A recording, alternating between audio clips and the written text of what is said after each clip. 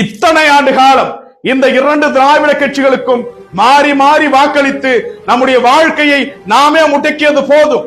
இத்தனை ஆண்டு காலம் ஆண்டார்களே, என்ன ஏற்றமும் மாற்றமும் இந்த நாட்டிலே நிகழ்ந்து விட்டது.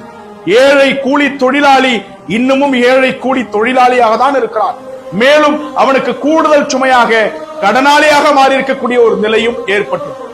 இவர்களால் என்ன மாற்றத்தை இந்த நாட்டிலே உருவாக்க முடியும் என்று கேட்டால் அதற்கு விடை கேள்விக்குறிதான். ஆனால் தமிழகத்திலே மிகப்பெரிய ஒரு மாற்றத்தை ஏற்படுத்துவதற்கு ஒரு வாய்ப்பு கொடுங்கள் என்று கூறி தேசிய ஜனநாயக கூட்டணி இந்த தேர்தலை சந்திக்கிறது.